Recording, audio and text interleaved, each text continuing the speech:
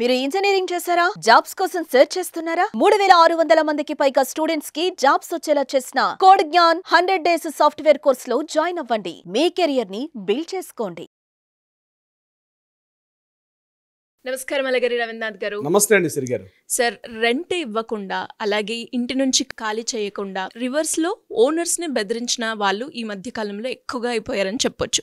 ఇలాంటి సందర్భాల్లో చట్ట ప్రకారంగా ముందుకెళ్ళాలి అంటే ఎలా ఉంటుంది సార్? ఇంటి ప్రాపర్టీని వేకెంట్ చేయట్లేదు టెనెంట్, అదేవిధంగా రెంట్ కూడా సరైన సమయానికి రెంట్ ఇవ్వకుండా ఇంటి ఓనర్ ని చాలా రకాలుగా ఇబ్బంది పెడుతున్న సందర్భాలు, అదేవిధంగా కేసులు కూడా ఇటీవల కాలంలో చాలా ఎక్కువగా వస్తున్నాయి. కొన్ని సందర్భాల్లో పిల్లలు ఎక్కడో సెటిల్ అయిపోయి ఉంటారు, ఆ పెద్దవాళ్ళు ఇక్కడ ఉంటారు, అంటే హైదరాబాద్ ఈ మన నగరాలు లాంటి ప్రాంతాలు ఉన్న తర్వాత వాళ్ళ యొక్క ఏజ్ పాయింట్ ఆఫ్ వ్యూ కావచ్చు, లేకపోతే వాళ్ళు కాస్త గట్టిగా మాట్లాడలేరులే అన్న ఉద్దేశంతో రెంట్కి వెళ్ళిపోయి ఆ ఓనర్కి రెంట్ పే చేయట్లేదు. అదేవిధంగా కొన్ని వేకెంట్ చేయమంటే వేకెంట్ కూడా చేయకుండా ఇంకా గట్టిగా మాట్లాడితే దబాయించి, ఇంకా గట్టిగా మాట్లాడితే వాళ్ళతో అబ్యూజ్ లాంగ్వేజ్ తిట్టడానికి, వాళ్ళని కొట్టడానికి, తమకుండా మంది మానబలంతో వాళ్ళని కొట్టడానికి తిట్టడానికి కూడా వాళ్ళు సిద్ధపడి ఇంటి ఓనర్స్ కొన్ని సందర్భాల్లో కొన్ని ప్రైమ్ లొకేషన్స్ ఉన్న ఏరియాలో బిక్కుబిక్కుమంటూ భయపడిన సందర్భాలు కూడా చాలా బయటకు వస్తున్నాయి. చెప్పుకోలేకపోతున్నారు. పోలీస్ స్టేషన్కి వెళ్ళినా, కోర్టులకు వెళ్ళినా ఎక్కడ కాస్త నామోషిగా ఫీల్ అవ్వడం కానీ, ఇబ్బందులు పడిన సందర్భాలు. అంతేకాకుండా అసలు ఎలా వెళ్ళాలి, లీగల్ రెమెడీ ఎలా ఉంటుంది, ఏ ప్రొసీజర్లో వెళ్తే వాళ్ళని వేకెంట్ చేసే అవకాశం ఉంటుంది కూడా తెలియక అక్కడికి ఇక్కడికి తిరిగి చాలా ఇబ్బందులు పడే సందర్భాలు, సరైన ప్రాపర్ వే తెలియక చాలా ఇబ్బందులు పడుతున్న సందర్భాలు చాలా ఎక్కువగా ఉన్నాయి. అయితే దీనికి సంబంధించి చట్ట ప్రకారంగా కొన్ని హక్కులు ఇంటి ఓనర్స్ కూడా ఉంటాయన్నమాట. తెలుసుకోవాల్సిన బాధ్యత ఉంటుంది. ఇక్కడ గుర్తుపెట్టుకోవాల్సింది, ఇంటి మన హౌస్ ఏదైతే ప్రాపర్టీ మనం రెంటల్కి ఇచ్చినప్పుడు ఆ ఇంటి ఓనర్ దగ్గర నుంచి వాళ్ళకి ఏమైనా రెంటల్ అగ్రిమెంట్ ఉందా లేదంటే ఫస్ట్ గుర్తుపెట్టుకోవాల్సింది. అంటే ఎన్ని నెలలకి ఇచ్చాం మనం, అంటే ఒక 11 monthsకి యాక్చువల్ రెంటల్ అగ్రిమెంట్ ఉంటుంది, లీజ్ అగ్రిమెంట్ ఉంటుంది. రెంటల్ అగ్రిమెంట్ అంటే ఇక్కడ మనకు వచ్చేసరికి ఓన్లీ బిలో 11 months ఉంటుంది. లీజ్ అగ్రిమెంట్ అంటే 1 year నుంచి 5 years, 10 years, 20 years అట్లా ఒక లీజ్ అగ్రిమెంట్ పీరియడ్ ఉంటుంది. మనం రెండు సిమిలర్గా కనిపిస్తాయి కానీ లీజ్ అగ్రిమెంట్ వేరు, రెంటల్ అగ్రిమెంట్ రెండు కూడా చాలా డిఫరెన్స్ ఉంటుంది. ఇది చాలామంది తెలియని విషయం. సో ఇప్పుడు మనం ప్రాపర్టీని లీజ్ అగ్రిమెంట్గా ఇచ్చామా లేదా రెంటల్ అగ్రిమెంట్గా ఇచ్చామా అన్నది ఇంపార్టెంట్. రెంటల్ అగ్రిమెంట్కి ఇచ్చినప్పుడు ఏమిటంటే ఏ సమయంలోనైనా సరే వేకెంట్ చేసే హక్కు, వేకెంట్ చేయమని చెప్పే హక్కు ఇంటి ఓనర్కి ఉంటుంది. ప్రయారిటీ నోటీస్ ఇవ్వాలి 30 days ముందు. ఇది ఇంపార్టెంట్. ఇక్కడ మనం అనుకున్నటువంటి సందర్భాల్లో రెంటల్ అగ్రిమెంట్లో టెనెంట్ వేకెంట్ చేయకుండా, మీరు అడిగిన ప్రశ్నలో అయితే టెనెంట్ వేకెంట్ చేయట్లేదు. 3 రకాల పాయింట్ ఆఫ్ వ్యూలో ఎప్పుడు కూడా టెనెంట్ వేకెంట్ చేయించే హక్కు ఓనర్కు ఉంటుంది. 3 సందర్భాలు ఏంటంటే, ఇన్ టైంలో రెంటల్ పే చేయకపోతున్న సందర్భాల్లో వేకెంట్ చేయించవచ్చు. రెండవది, ఇంటిని డ్యామేజ్ చేస్తున్నాడు, హౌస్ని పూర్తిగా డ్యామేజ్ చేస్తున్నాడు, అక్కడ లోపల ఏదైతే ముందు రాసుకున్న అగ్రిమెంట్ ప్రకారం కాకుండా ఆ లోపల పార్ట్స్ అన్ని కూడా బాగా డ్యామేజ్ చేస్తున్నటువంటి సందర్భాల్లో ఓనర్ గుర్తిస్తే ఆ సందర్భాల్లో కూడా వేకెంట్ చేయించే హక్కు ఓనర్కు ఉంటుంది.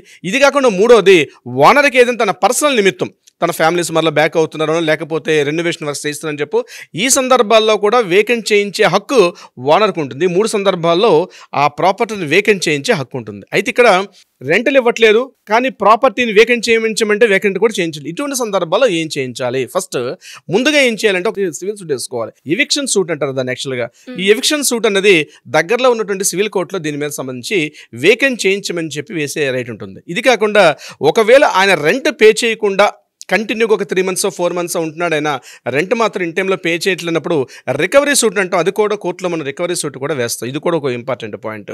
ఈ రెండు కాకుండా అతను కాస్త తిట్టే ఉద్దేశంతో, అంటే టెనెంట్ ఓనర్ని గట్టిగా తిట్టడం కానీ, బెదిరించడం కానీ, ఇట్లాంటి విషయాలు పాల్పడినప్పుడు 503, 504 ప్రకారం కూడా మనం ఆయన మీద మనం పోలీస్ స్టేషన్లో కంప్లైంట్ చేసి ఆ పోలీస్ స్టేషన్ నుంచి కూడా ఆయనకు మనం కంప్లైంట్ లాడ్జ్ చేసే అవకాశం కూడా ఉంటుంది. ఈ రెండు రకాలుగా, అంటే చాలా మంది డౌట్ పడతారు, సార్ పోలీస్ స్టేషన్కి వెళ్తే చాలా టైం పడుతుంది, కోర్టుకు వెళ్తే టైం పడుతుంది అనే సందర్భాల్లో కూడా కోర్టుకి వెళ్ళినప్పుడు ఎవిక్షన్ అంటే అంతేగాని మనం చట్టాన్ని మన చేతుల్లో తీసుకోలేం కాబట్టి లీగల్ పరంగా వెళ్లాల్సిన అవసరం అయితే ఉంటుంది.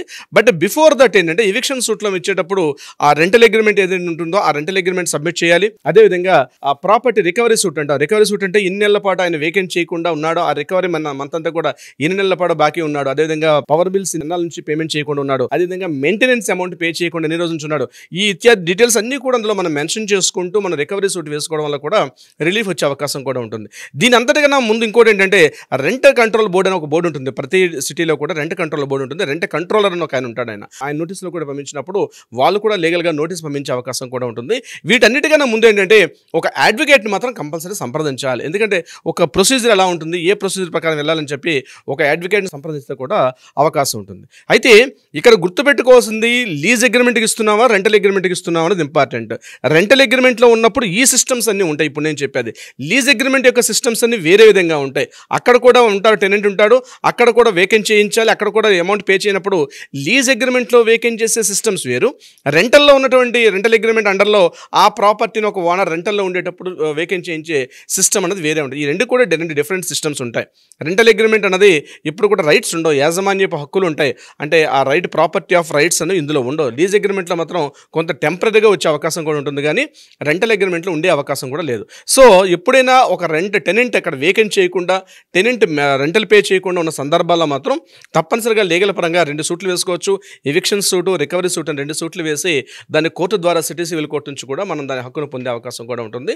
ఏదేమైనప్పటికీ కూడా బెదిరింపులకు కానీ అబ్యూజ్ లాంగ్వేజ్తో తిట్టే సందర్భాలు వచ్చేటప్పుడు మాత్రం ఖచ్చితంగా పోలీస్ స్టేషన్ ఆశ్రయించి పోలీస్ స్టేషన్ నుంచి కూడా మనం రిలీఫ్ పొందే అవకాశం కూడా ఉంటుంది. సిరిగారు సార్, మరి ఎవరైనా కూడా ఇలాంటి సందర్భాలు ఎదురైన సమయంలో ఎవరైనా కూడా మిమ్మల్ని అప్రోచ్ అవ్వాలి, మీ గైడెన్స్ కావాలి, లీగల్ పరంగా వెళ్ళాలి అనుకునేటప్పుడు ఎలా అప్రోచ్ అవ్వాలి సార్? దీనికి తప్పనిసరిగా లీగల్గా ఎటువంటి రెమెడీస్ కావాలనుకున్నా, లీగల్గా సహాయం కావాలనుకుంటే దీన్ని సందర్భించి ప్రయర్ అపాయింట్మెంట్ తీసుకుని కింద నెంబర్ని కాంటాక్ట్ చేయగలిగితే, అట్లీస్ట్ కాల్ కానీ వాట్సాప్లో మెసేజ్ కానీ పెట్టగలిగితే మరలా మన లీగల్ టీం వాళ్ళతో మాట్లాడతారు.